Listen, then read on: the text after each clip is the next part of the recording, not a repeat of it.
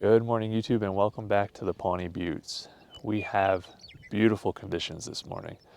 There is a dense fog that settled into this little area here. When I woke up this morning, it was about 3:30, and I could see beautiful stars. I decided to get up and come out here early and shoot some astro, and as I was walking in, this fog came out of nowhere. I went from having perfect visibility to only being able to see 10 or 15 feet in front of me, and the fog has since lifted a little bit. But it's still so dense that I cannot see the buttes. According to my GPS, I'm right on top of the bigger butte. It should be right there, but it's not. The fog has completely obscured it. So the good news is that these are the conditions I hoped for. The plan today is that I am roughly positioned in between the two buttes, and the sun should rise right in between the two. So what I wanted was dense cloud on the horizon to obscure that sun so that we just have this bright red ball shining through, and then the buttes on the outside. And I think there's a high probability that that's exactly what we're gonna get. So I'm very excited about the possibility for this image, but the fog needs to lift a little bit. I think that as we get closer to sunrise, so sunrise is at 5:29 and it's 5:09, so we got 20 minutes until sunrise, and the fog definitely has lifted already, so I think we're gonna be good. But if it weren't for the GPS, I have no idea where the hell I am. I mean, it's just fields for, for miles. I have no idea.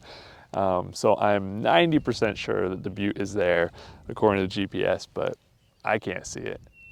And that's shocking. I thought that by this time I'd be able to see something. So I'm very glad I brought my GPS watch. Otherwise I would just be walking with no clue where the hell I am. But it is a gorgeous morning. I hope you can hear. There's a tractor in the background, unfortunately, but the birds are just beautiful. Surrounded by birds, so keeping me company. I think this is going to be a wonderful morning.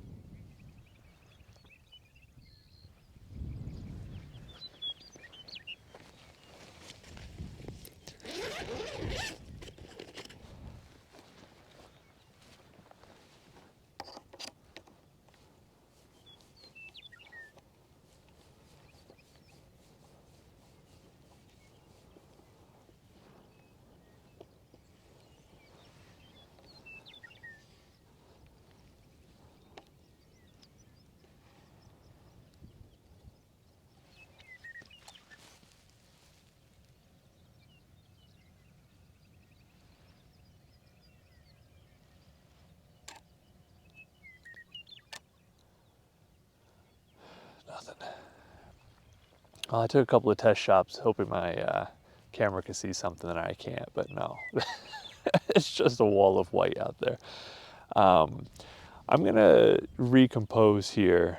There's these flowers that haven't quite bloomed yet. They're these small tufts of flowers that will be really nice in a couple of weeks, but for now, I think would make interesting foreground even without the flowers because they have this nice silvery blue.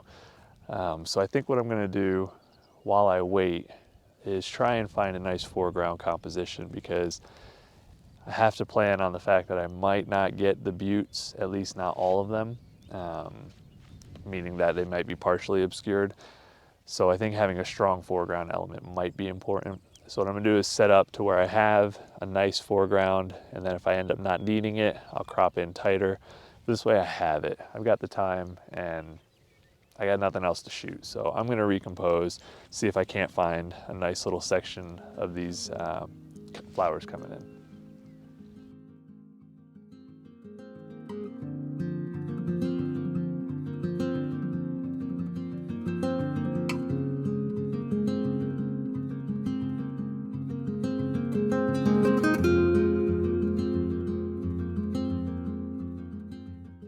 All right, well, unfortunately, it looks like we're not gonna get those conditions that I hope for. It is 5:46, so we're almost 20 minutes past sunrise. And as you can see, the fog just got even more thick. We started to see it lift a little bit where we were seeing the outline of the butte, and I got optimistic for a minute, but it just came right back in. And now it's even more thick than it was 30 or 40 minutes ago. So at this point, I've got two choices. Either I could stay and wait which is tempting because I really want this image. I feel like seeing the buttes encapsulated in fog is something I've never seen before, and it would be a really nice and interesting image. It's just not entirely likely, because even if the fog does lift, by that point the sun would be pretty high on the horizon, and I think it could quickly go to a very harsh, contrasty image, which is just not what I'm looking for this morning. The other option is to start making my way back to my truck, and on the way I noticed some bushes that are in full bloom with beautiful yellow flowers and these long roots that cascade down below, and I felt like they'd be an excellent composition for 4x5, especially a Provia 100, which is what I have loaded. So I think that's what I'm gonna go shoot, because if the fog does stick around, I think that'll add a lot of interest to that image, but more importantly, there's this nice layer of moisture all over the ground, and that really brings out the colors. So it'll be nice and vibrant while still being sort of a soft painterly image with the overcast conditions. So that's the plan. I'm gonna make my way back to the truck, and if the fog does lift and I'm wrong, there is a nice overlook on the way back to the truck. I'll throw on the telephoto and I'll shoot the buttes, but I think I gotta go with the higher odds of success here, which is gonna be the 4x5 image. So let's go ahead and get packed up and head over there. All right, well, the valley didn't work out. It wasn't as protected from the wind as I had hoped, and the compositions that I found weren't as strong as I hoped. So I decided to come up here to the overlook, and as you can see, the fog is lifting and the sun is starting to peek out, and I do see some blue sky up here. So I've got my tripod set up so that if the light does pop off, I'm ready for it. It would be great if the cloud lifted just enough to see the buttes and then some light started pouring into the scene, but you know, gotta be realistic. But I have to say, I'm sitting here in my chair, I got myself a peanut butter sandwich, and I'm surrounded by birds, and I am the only person here. So whether I get the image or not, it's been a damn near perfect morning. So I'm gonna sit here, I'm gonna enjoy the moment, and if the light pops off, I'm ready.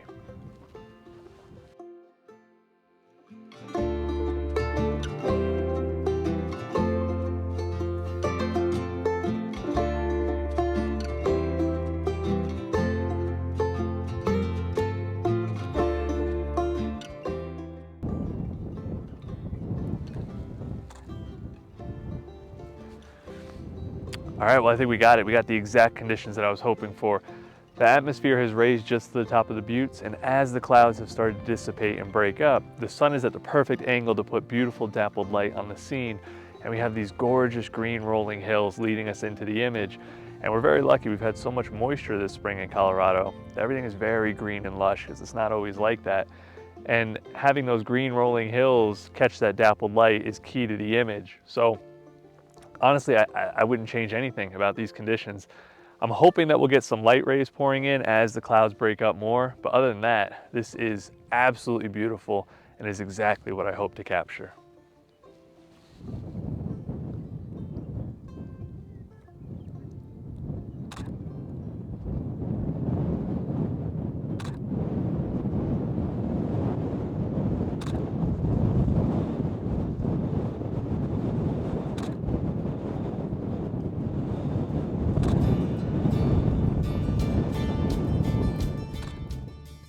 It's okay. You could say it with me. This image sucks. I really hate sharing images that I'm not happy with, but I'm doing it for a reason. I want you to keep this image in mind when we look at the later image. The composition is going to be the exact same, and my execution is the exact same, but the end result is completely different. This image lacks everything that I wanted to share with the viewer. The contrast is in all the wrong places, and the eyes just don't know where to look. The main subject is either in too deep a shadow or obscured by the falling rain on the horizon. The bright band above the clouds draws your eyes towards the top of the image, and overall, there's really just nothing that I like about this image, but I'm gonna share it anyway because I love you.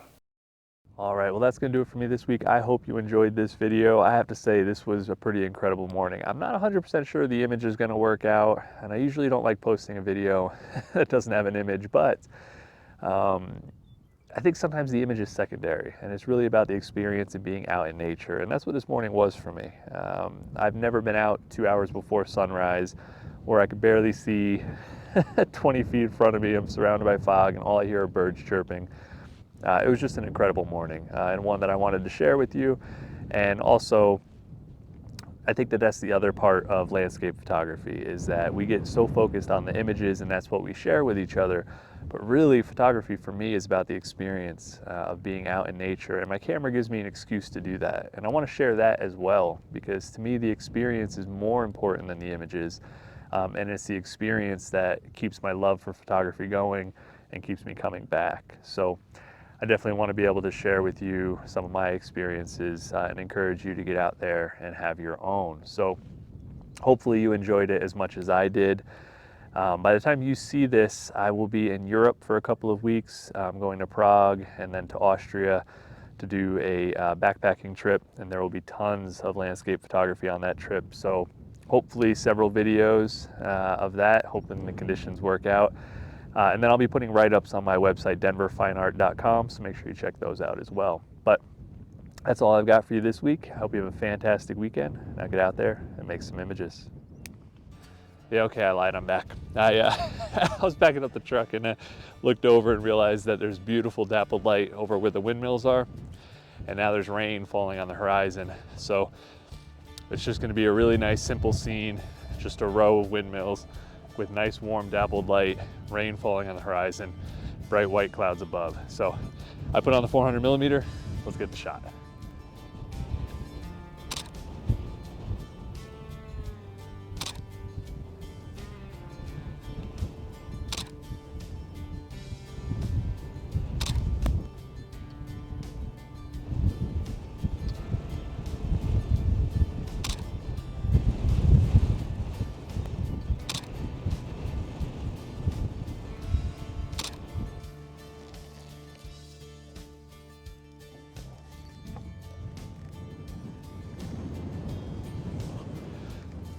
Okay, now we're done for real. I'm glad I came back for that. I think that's gonna be a really nice image. I ended up stopping down to f8, ISO 400, 1/2500th of a second. I think that's how you'd say that. And even still, with how much haze there is between me and those windmills, it's gonna be a soft image, but I really love I actually like the softness. So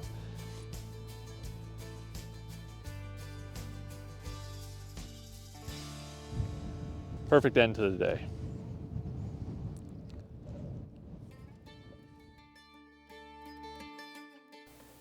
Oh yeah, so much better.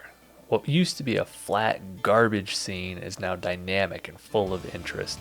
The windmills on the horizon draw you into the center of the frame, keeping you focused on the parts of the image that actually matter. The buttes are still partially in shadow, but they have enough light to add interest on all of that texture. The clouds are now filling the sky, giving interest from corner to corner. The first image was one that I was embarrassed to show, and now this is one that I would proudly hang on my wall. Now let's compare these images side by side, and you could see what I was talking about earlier. Look at the one on the bottom. Now take your time. Where do your eyes go? Are you angry yet? Okay, now let's look at the one on the top. Now if you're like me, your eyes are going to start at the bottom and make their way to the buttes, and then towards the center of the image with the windmills on the horizon.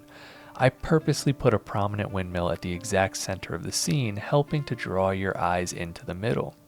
Now I show these images side by side to show you just how important it is to revisit a scene over and over. Photography is only partially up to the photographer. We just need to keep showing up until the light is ready to tell us a story. Fortunately, I moved just slow enough today to still be in the audience.